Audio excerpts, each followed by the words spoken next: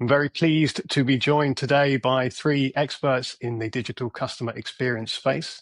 We have Fiona Walters, our data and analytics manager. She's responsible for tracking and reporting on our clients' websites, as well as spearheading our CRO initiatives. Rebecca Hall is our head of experience design. She leads a team of UX consultants, organizational psychologists, and designers who work together to create the exceptional website experiences for our clients. And lastly, Lindsay McHugh is our client services director. She has a background in account management and understands how companies tick and knows how to speak about optimization and experimentation in a way that business leaders can understand. Today, this powerhouse panel of presenters will be talking about evidence over opinion and how to get buy-in for your optimization ideas. We're going to cover why stakeholders resist optimization and how to win them over, how to position experimentation as a de-risking tool, not just a science project, frameworks for aligning test ideas with business priorities, some tactics for storytelling with your results and making your data compelling, and lastly, when to get help and how a partner like Sitback can fit in. The session, though, really today is about helping you influence and not just implement. We want to give you the tools to shape decisions and not just execute on them. So that means knowing how to pitch ideas, how to frame tests around business value, and how to tell stories with data that actually get traction. So the session is about both making experimentation work for your company, but also for your career. And on that note, I'll hand over to Lindsay to discuss the common frustrations we hear and reasons why stakeholders say no. Thanks, Carl. Almost every client I've worked with has faced two real challenges. One is the difficulty in selling in the idea of a CRO program to their key stakeholders, and the other is trouble proving its true value once the program is underway. So even though the clients will possess strong data and compelling concepts, it's all too common for them to feel as if their efforts aren't being heard, as if they're just shouting into the void.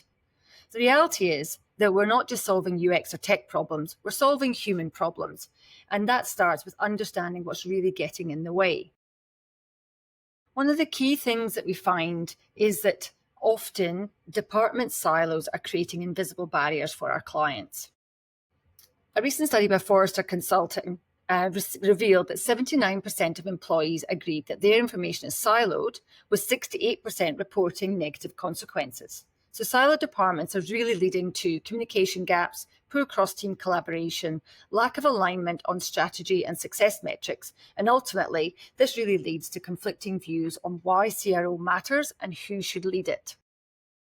The second item is really around budget constraints, and this isn't just confined to Australia, it is a global issue. According to a study by eConsultancy, 85% of companies across Asia, Europe, and North America only allocate 15% of their marketing budgets to CRO. So when CRO is bundled under digital spend without ring-fenced funding, it does become really difficult to pay for any necessary platforms, specialist staff, expert consultants, and that leads to smaller, less impactful initiatives. And finally, we've got resistance to change. So it's not uncommon for decision-making to be driven by seniority rather than evidence. And it's known as the hippo effect, the highest paid person's opinion. Creating a CRO culture becomes challenging when influential people want their opinions valued more than what the data and facts indicate. Another barrier is skepticism or legacy logic, whereby historical precedent or tradition is used over current data or innovation to guide decision-making. So we've always done it this way. So to foster a culture that supports experimentation, you really do need clear, shared objectives across teams, real commitment to investing in growth, and active support and buy-in from leadership. Now I'll hand over to Beck, who will guide us through how to reframe experimentation within your business. Thanks, Lindsay. So now that we've talked about the problem space, let's talk about how we reframe the conversation to get buy-in for your ideas and optimization program. This is helpful for if you're just starting out and maybe want to influence the business case and pitch in the experimentation, or if you've already started running experiments, but you're struggling to demonstrate the value and influence the company to continue with experimentation. So being prepared with some of the answers to stakeholder questions will hopefully support successful implementation.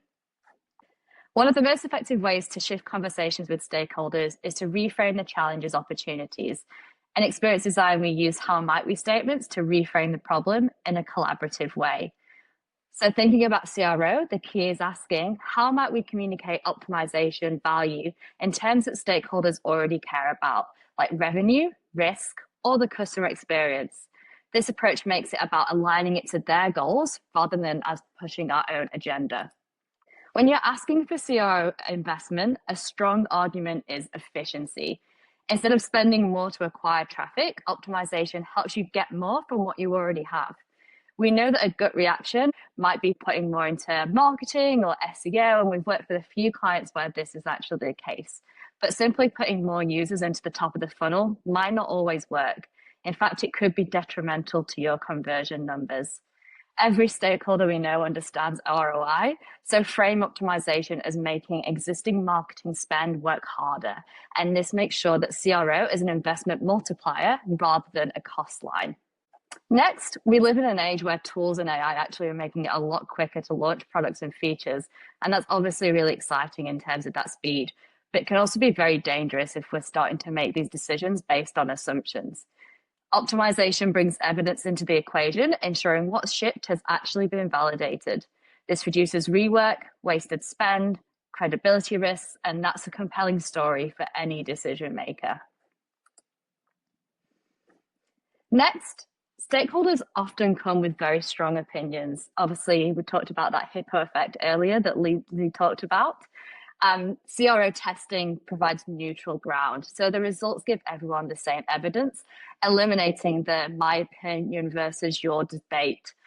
This is powerful for getting buy-in because alignment builds momentum and reduces political friction within the organization. Small wins matter. So even the most modest experiments that deliver measurable improvement build credibility for you and confidence in the process. So each win creates a track record, and that track record earns you space to then propose bigger and more innovative ideas. Stakeholders want to feel and see the progress. So use your early experiments as a stepping stone. Another angle stakeholders love is risk management. People are naturally loss averse. They fear making the wrong decision. By positioning experimentation as de-risking, you're going to reduce that anxiety. Tests aren't about chasing the upside, they're also about avoiding costly mistakes. This framing makes stakeholders feel safer in investing in optimization initiatives. And finally, it's really important to stress that not everything needs testing. Some UX fixes are just common sense, but for bigger, costlier, or more contentious changes, experimentation is where you can really demonstrate the value.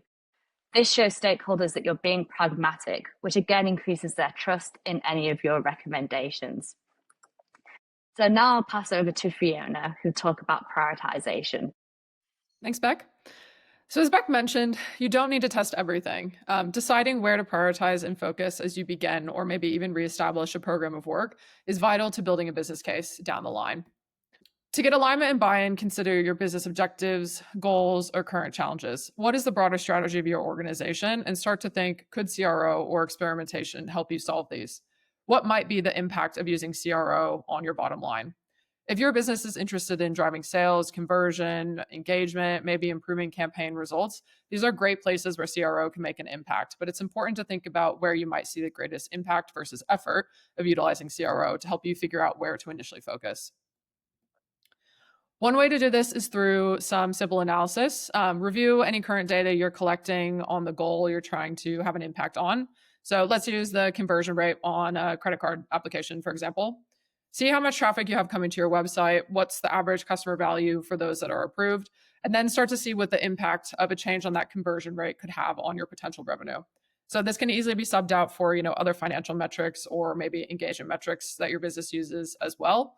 And once you have an idea on the impact that a change in the conversion rate may have, this information can be utilized in a prioritization framework to help you understand where you should focus your efforts and which ideas may work themselves to the top for inclusion in that potential business case. So after today's session, you'll get access to our ROI calculator to help you start to estimate and quantify the impact that those changes to your conversion rate might have on your bottom line. So you have a few ideas floating around, you've crunched some numbers, and you have an idea of what the potential impact might look like. So now it's time to prioritize. We utilize the ICE framework for prioritization, so impact, confidence, effort, to help pin down where to focus. This is a very simple framework, and it relies on the information that you have available to you to determine impact and feasibility. So we're all working under some kind of constraints that will impact where we can focus. And this framework will assist with understanding where may be the most valuable to invest resources depending on what you're trying to achieve. So the impact is all about understanding, that exercise that I discussed on the previous slide. So what do we expect the impact of CRO to be on what we're trying to achieve? Based on the impact you may expect to see, then you can start to rank each option as high, medium, and low. High being the greatest impact and low being the lowest impact that we might expect to see. Confidence is the process of pulling in any, additional evidence to support why we may think the impact will hold, any additional data or research that could be leaned upon. And again, ask yourself, how confident are we? And give that idea a ranking of high, medium, and low. And finally, effort. We have this great idea, but what is the actual effort involved with getting it off the ground? Think about resources, cost, existing knowledge within the team. Do we expect this to be, a low effort implementation that will be, maybe relatively low cost? Or perhaps higher effort activity that requires additional time, investment, and resources to complete. The great part of this framework is that it can easily slot into a wider business case to help you kind of build out that rationale and to help you get started and get that ball rolling on experimentation. And with that being said, I'll pass over to Lindsay, and she'll take you through a little bit more detail around kind of building out that successful business case and what that might look like. Thanks, Fiona. So most stakeholders, they're not saying no because they hate your idea. They say no because it feels vague or risky or disconnected from their goals. And that's where a business case can help. It gives them the language and evidence to say yes with confidence. We've helped clients use this exact structure to pitch multi-test programs. To make it easier to get started, there's a business case template available, which covers these essential sections. Business goals. So this is about outlining the CRO program and its strategic alignment to the overall business plan. So the most convincing KPIs are those that connect CRO directly to business growth. So you might want to show how an increase in total sales is directly attributed to improved conversions. Cost effectiveness, you might want to show how improved engagement is achieved with existing marketing spend. And customer satisfaction, using a simple metric such as an NPS score to talk about happy customers and their future growth opportunities. The next is the problem statement. So this is really about defining the pain points that matter most to your stakeholders. So you might have high traffic and low conversions. So you may be spending heavily to attract website visitors, but they're not converting. Or maybe you've got a complex product offering. Maybe you've got too many account or lending options and it's confusing customers and it's resulting in low completion rates. Next one is expected impact. So describing the value of the CRO for the business and quantify the improvement potential. And don't just say it, you need to quantify it. So for example, you might say 2% uplift in conversions is going to increase revenue by 20%. You could reference industry conversion benchmarks, show current site conversion rates versus best practice, and also you can use case studies. An example from Sitback's case studies is we worked with Citibank, and after some really simple improvements to their credit card loan and application journey, they saw 43% uplift in application starts and 57% uplift in completions. So some really powerful data there to work with. The next is effort, cost, and risk. So mapping out an outline of what's involved, required investment, and your key risks. So we'll often recommend to start with some small, low-risk, high-impact pilot tests to closely monitor spend and track resource usage. Once that's proven, you can really start to scale. It's also important to reflect how any existing spend is being redirected with an increased ROI. And you may also want to offer reassurance that no major technology overhaul is required to get started. And identifying those risks and blockers is really important because it demonstrates a really well thought out plan. Next is developing a RACI matrix, and that's going to give confidence in execution by bringing clarity to roles and responsibilities within the team. And it also helps to ensure that your key stakeholders understand their role in the project. And finally, measuring success. Defining your metrics, your benchmarks, and what's good enough looks like. The ongoing success of the program relies on the right data points being shared with the right people. Now I'm going to hand over to Fiona, who will demonstrate by transforming data into compelling stories, stakeholders are more likely to see the program's value and champion its future. Thanks, Lindsay. Storytelling with data is a critical skill, and a skill you can hone.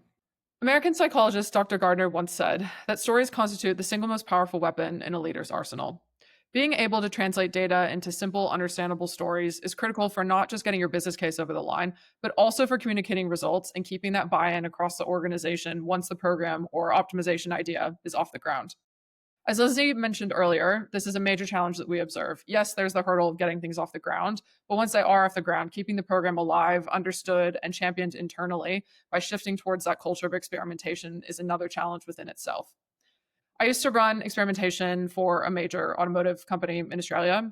And when I came on to do this role, the program of work was up and running, and it relied heavily on tables, conversion rate figures, and calling out statistical significance. We had a 2-person client team that were involved and would come to our workshops. And a real turning point was when I ditched the tables and implemented a storytelling approach to communicating our test results. This use of stories made the information easier to digest and easier to share. And with more understanding of experimentation starting to take shape within the organization, I observed our workshops grow from 2 to 11 stakeholders on average from varying levels of departments across the whole company. Stories are indeed powerful. So today I want to walk you through a simple framework for creating powerful story with data so you feel empowered to communicate complex ideas with ease. But before we do that, I want to take you through where we see people actually making some mistakes and going wrong. So the first mistake I observe is when people rely just on the numbers to do the talking. So assuming everyone can decipher numbers and charts is a big mistake. And even if they can, it's generally more time intensive to do so. Pick out the information they need to know and explain it simply. Another common mistake is not putting enough emphasis on the impact. It's all well and good to explain what you've done, but what is the wider impact of what you are doing? What's the ROI observed, or maybe there's been a change in brand sentiment? Another mistake we often see is not adapting your communication for different stakeholders. So not everyone and every department needs the same level of information or the same data points shown to them. Learning how to communicate and get buy-in and trust will vary across your organization. And sometimes this means that you might actually need to make different versions of reports for varying stakeholders so you can share that information across your business and start to bring more people along the journey with you. And finally, not framing your losses correctly. Beck touched on this a little bit earlier, but it's important to note that if you're testing big, bold ideas, your experiment may be more likely to fail in terms of a statistically significant improvement than it is to win. In 2024, Optimizely recorded their benchmark platform win rate of only 12%. So, however, a loss is not an inherent loss. You've likely saved valuable time and resources by running the experiment, validating assumptions and those data-driven insights before rolling out the optimization effort to a live environment. So with all these common mistakes in mind, I want to leave you with the building blocks of what successful storytelling with data looks like to help you better communicate results and build influence. So telling a good story is all about collecting, analyzing information, and decoding it into actionable decisions. Just like a secret agent, turning raw intel into a mission plan. With the CIA method, you can transform data into intelligence that demonstrates value and heightens your level of influence within your organization. The C is all about the context. Think of this as your mission briefing. Just like the CIA gives agents background intel before an operation, you start with the context of the experiment you're running, what we were testing, and why does it matter.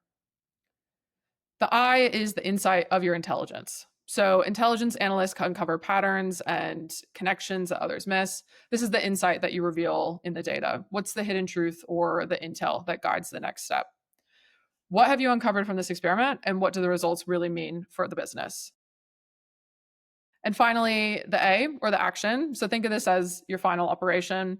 Agents don't just gather intel, they act on it. You've set the scene, you've communicated the insight. The action is the decision or strategy recommendation driven from that insight you've uncovered. Now that we have all this information, what are we doing with it? So remember, next time you're communicating results and sharing them around your organization, put on your best secret agent hat, set the context, find the insight, and communicate the action plan. We know that running experimentation and getting it off the ground can be a complicated and often, murky process, riddled with statistics, maybe not knowing where to start. And this is where a trusted partner can provide great insight and experience. So to finish off our session today, I'm going to pass back over to Beck and Carl to walk you through the benefits of partnership for your CRO activity. Awesome, thanks, Fiona. So, of course, you can run experimentation by yourself, but for those who are just starting out and maybe need a bit more support to get that buy in, or for those who are facing challenges, even though they've already started, a partner can support in many ways. And at Sit Back, we're here to meet you wherever you are in the process. Sometimes stakeholder buy-in is easier with a neutral voice because a partner can bring an unbiased testing, resource gap coverage, as well as stakeholder education. As a trusted partner, we really want to be your enabler and not a threat to your organization. From our perspective, we never replace that internal expertise that you already have. As stakeholders, you're the experts within the business, but what we bring is the optimization expertise, the frameworks, the data, and the testing rigor. Together, that partnership allows us to cut through the politics and make meaningful change happen faster. As I spoke about previously, as a partner, we can help you no matter where you are in that maturity level. As an emerging persona, maybe you're just starting out and you actually need support in terms of that education and business case with your organization. If you're an evolving persona, we can help you use your data a little bit more deeply and support with any struggles you might have with silos, and also start to help in terms of scaling your CRO testing. And lastly, for established personas who already embed optimization, we can support with more advanced strategies. Okay, what I'd like you to take away from today are these three things. First, we think isn't a strategy.